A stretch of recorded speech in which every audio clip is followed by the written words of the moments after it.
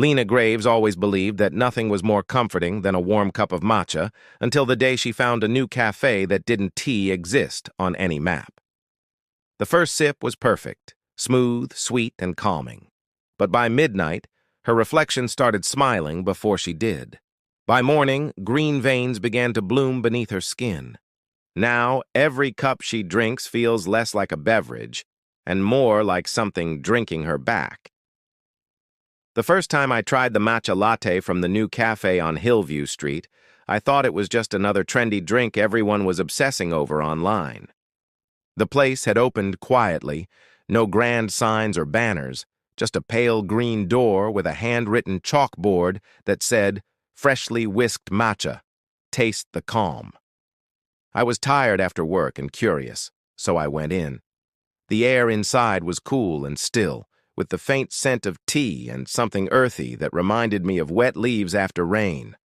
The barista didn't speak much, just nodded when I ordered. I remember how their hands trembled slightly as they whisked the drink, the froth forming tiny, perfect circles on top. When I took the first sip, I expected bitterness, but it was smooth and rich, with a sweetness that lingered too long. The taste clung to my tongue, earthy yet faintly metallic, like water that had touched rust. It was strange but oddly comforting. By the time I finished it, I felt warm, almost heavy, like my heartbeat had slowed. My head buzzed faintly, and the world outside the cafe seemed quieter than usual. Everything looked sharper, the colors deeper, as if the drink had changed the way I saw things. When I got home, that taste still hadn't faded. I brushed my teeth twice, but it stayed, coating the back of my throat like something alive. I turned on the kitchen light and caught my reflection in the window. My skin looked a little pale, but it was late and I'd barely eaten, so I ignored it. Then I noticed my lips. They looked faintly green under the light. I leaned closer, my breath fogging the glass, and that's when my reflection smiled. My mouth didn't move, but the reflection grinned wide, teeth faintly tinted the same green as the drink. I stumbled back, knocking over a glass. It shattered on the tiles, the sound echoing too loudly in the empty kitchen. When I looked back, the reflection was normal again. No grin, no strange tint, just my own wide-eyed face staring back at me. I tried to laugh it off, but the sound that came out felt dry and weak. I went to bed trying to convince myself it was exhaustion or maybe the caffeine. The room was quiet, but I couldn't sleep. I kept tasting the matcha. It was like it had sunk into me, spreading through my veins, pulsing softly under my skin. Around 3 a.m., I woke up gasping, my heart racing. My throat burned with that same earthy bitterness. I went to the bathroom and turned on the light. For a second, I thought my eyes looked different, slightly clouded like someone else was looking through them. I blinked, and they were normal again. As I tried to calm down, I noticed a faint scent in the air, the same one from the cafe. Sweet, grassy, almost comforting. But this time, it made me feel sick. The next morning, I told myself not to go back to that cafe, but the craving was unbearable. It wasn't hunger or thirst. It was deeper, like something inside me needed it. The thought of that smooth green foam made my mouth water. I tried to distract myself with breakfast, but every bite tasted dull, lifeless. By noon, I gave in. My feet moved on their own, carrying me back to Hillview Street. The cafe looked different this time. The sign outside was gone, and the glass windows were darker, tinted as if they were hiding something inside. Still, the faint smell of matcha drifted out through the small gap in the door. When I stepped in, everything felt muted. The sound of my footsteps, the hum of the fridge, even my own breathing. The barista was there again, though I couldn't remember their face clearly. Their hands were trembling more than before as they prepared my drink. When they slid it across the counter, their nails looked faintly green, stained deep into the skin. I tried not to stare. The first sip made my entire body shiver. It was colder than before, but smoother, almost creamy. My heartbeat slowed again, heavy and deep in my chest. The taste was perfect, Yet something about it felt wrong. The bitterness was gone, replaced with something too sweet, like spoiled fruit hiding under sugar. I felt dizzy, but I couldn't stop drinking. Each gulp pulled me deeper into a strange calm, as if everything bad in the world had been erased. When I finished, I sat there for a while, just listening to the faint ticking of a clock that didn't seem to come from anywhere. No one else came in. The barista had disappeared into the back, leaving me alone. I got up to leave, but my legs felt weak. My head buzzed, and the world seemed softer around the edges. I walked outside into the cold afternoon air, blinking to steady myself. Halfway down the street, I noticed an alley I hadn't seen before. It was narrow, damp, and lined with trash bins. Something about it drew my attention. At the end of the alley, I saw broken cups scattered across the ground. Ceramic ones, all the same pale green color from the café. They were cracked and stained as if someone had smashed them in frustration. I took a few steps closer and saw that the liquid splattered on the ground wasn't tea dried. It was fresh, glistening under the light. Then I heard it, a slow, wet slurping sound. My body froze. In the shadows, something was crouched low, its back arched, long fingers scraping against the pavement. It was scooping the spilled matcha with shaking hands and bringing it to its mouth. I couldn't see its face clearly, but its skin looked peeled, almost translucent, veins glowing faintly green beneath. It turned toward me. I saw its mouth stretch unnaturally wide, its lips dripping with the same thick green liquid. For a brief moment, our eyes met, hollow, glowing, inhuman. I blinked, and it was gone. The alley was empty. Only the broken cups remained, steaming faintly in the cold air. That night, I couldn't sleep no matter how hard I tried. Every time I closed my eyes, I saw that figure from the alley, its trembling hands, its green-stained mouth.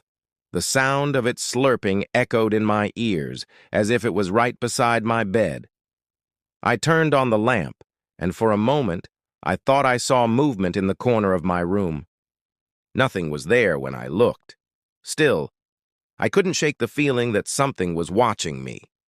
At around 2:40 a.m., I finally drifted into a restless sleep. In my dream, I was sitting in the cafe again. The room was packed this time, filled with people sipping from identical cups. No one spoke. The air buzzed with quiet humming. I looked around and noticed their faces, each one pale and smooth, expressionless except for faint smiles. Their eyes were blank, fogged over with a faint green tint. I looked down at my hands, and they were shaking, stained the same color. My cup wasn't filled with latte anymore. It was thick, pulsing slightly, like something alive was breathing beneath the foam. I tried to put it down, but my hands wouldn't move. The people around me began to hum louder, the sound vibrating through my skull. The matcha in my cup rippled as if responding to the sound. I felt my throat tighten, my vision blur, and then I woke up, gasping, drenched in sweat. My heart raced, but I could still hear the faint hum even though I was awake. I stumbled into the bathroom, splashed water on my face, and froze. The water wasn't clear. It had a faint green hue, so subtle I thought I was imagining it.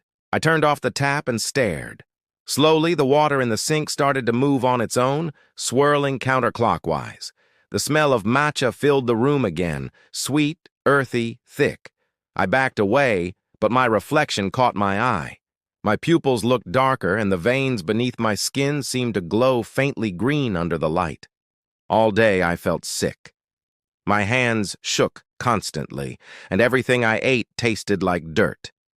When I looked at my reflection in store windows, it seemed delayed, moving a split second after I did. People brushed past me on the street, holding green cups from the same cafe, their faces pale and distant. I thought I saw one of them smiling at me, their teeth faintly tinted the same green as mine had been that night. By evening, I was exhausted, but the craving came back stronger than ever. I could taste the drink without even touching it. The air in my apartment felt heavy, damp, and I could smell it again. That grassy sweetness. When I turned toward my desk, my heart nearly stopped. There was a cup sitting there, perfectly still, faint steam rising from it. I hadn't bought it. I hadn't left my apartment all day. The foam on top rippled slightly, as if something beneath it was breathing. I don't remember picking up the cup, but when I came to my senses, it was already in my hands. The ceramic felt warm, almost pulsing, as if a faint heartbeat was buried inside it. I could smell it again, that perfect mix of sweetness and soil, like freshly cut grass soaked in rain. My stomach churned, yet my hands refused to let go. I tried to throw it across the room, but my fingers locked in place. I brought it closer to my face, the steam curling into my nostrils, thick and alive. The first sip slid down my throat like silk, but it burned, spreading heat through my chest and into my veins. My vision blurred, colors melting together until the room seemed to twist around me. I stumbled backward, but the walls stretched away like liquid. My skin prickled. The hum from my dreams filled the air, faint at first, then louder, vibrating through my bones. I could hear whispers beneath it, words I couldn't understand, soft and slow, like someone chanting underwater. When the spinning stopped, I wasn't in my room anymore. I was standing behind the cafe counter. The lights were dim, flickering weakly, and the air smelled rotten, metallic, and sweet. The barista's apron hung on a hook near me, soaked in dark green stains. I looked down and saw a whisk in my hand, dripping with something thick and sticky. The counter was covered in cups, each one half filled with matcha, each one faintly pulsing like a heartbeat. I turned toward the seating area, and that's when I saw them. The people from my dream were there, rows of them sitting perfectly still, cups in their hands, eyes closed. Their faces were pale and smooth, veins faintly glowing under the skin. I took a step forward, and as if hearing me, they all turned their heads in unison. The sound of their necks cracking filled the air. Their eyes opened, and for a moment, everything stopped. Their pupils were gone, replaced with swirling green mist. My breath caught as one of them smiled, a wide, unnatural grin that stretched too far. The hum grew louder, shaking the walls. The liquid in the cups began to rise and fall, rippling to the rhythm. I looked down and realized the same thing was happening in mine. It wasn't just a drink, it was alive, breathing with me. I dropped the whisk and tried to run, but the floor seemed to melt under my feet. The green liquid spread across the tiles, reaching for me, crawling up my legs. I screamed, but no sound came out. The hum drowned everything.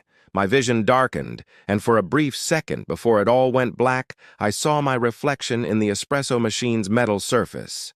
It was smiling again. Only this time it wasn't copying me. It raised its cup, green liquid dripping from its mouth, and mouthed something I couldn't hear. When I blinked, the cafe vanished, and I was back in my room, the empty cup lying shattered at my feet, still steaming. I don't leave my apartment anymore. The green veins under my skin have grown thicker, pulsing softly like tiny worms beneath the surface. My reflection looks less like me each day. My eyes are darker, my lips slightly tinted, and my skin has taken on a pale, almost gray hue. I've stopped eating real food. Nothing tastes right. The only flavor I crave is that same earthy sweetness that now feels like part of me. I can still smell it in the air, faint but constant, as if the walls themselves are steeped in it. Days blur together. I don't remember the last time I spoke to anyone. My phone sits dead on the counter, coated with a thin layer of dust. Every night, I hear sounds from the kitchen, the soft clink of ceramic, the faint stir of liquid being whisked. The first time I heard it, I thought I was dreaming, but it happens too often now. Always at the same time, 3:33 a.m. I lie there, frozen, listening to the slow rhythm of metal scraping against a cup, followed by that sickly sweet smell drifting into my room. Last night I couldn't take it anymore. I forced myself out of bed and crept down the hallway, every step heavier than the last. The kitchen light flickered weakly. On the counter sat a fresh cup of matcha, steam rising slowly from its surface. The cup wasn't one of mine. It was the same pale green ceramic from the café, only now cracks ran through it, leaking faint trails of liquid that crawled like veins across the marble. The smell was overwhelming, choking. My hands trembled as I reached for it, even though every part of me screamed not to. As soon as my fingers brushed the cup, the whispering began again. It wasn't from outside this time. It came from inside my head, familiar and calm, urging me to drink. My heart pounded, my throat dry. I tried to pull away, but my reflection in the dark window across the room didn't move. It just stared at me, smiling faintly like it was waiting for something. I looked closer, and my reflection began to lift its cup, even though mine was still on the counter. I took a step back, and the reflection didn't. It stayed perfectly still, holding the cup up to its mouth. Then it drank. Green liquid dripped down its chin and onto the floor. But in my kitchen, I heard the sound of liquid splashing at my feet. I looked down and saw it. The same thick matcha seeping from nowhere, pooling around my toes. It was warm, almost pulsing, moving on its own. I ran to the sink, fumbling to turn on the faucet, but only a thin stream of green water came out. I backed away slowly, breathing hard, eyes locked on the window. My reflection stood there, smiling wider now, its teeth faintly green. Behind it, I could see others, rows of faces, all pale, all wearing that same hollow smile. The whispering grew louder until I couldn't hear my own breath. The lights flickered and went out. In the dark, the only thing I could see was the faint glow of green spreading from the cup on the counter, inching toward me. When the lights came back on, the cup was gone. The counter was clean, but on the glass of the window a single green handprint remained, fresh, dripping, pressed from the inside.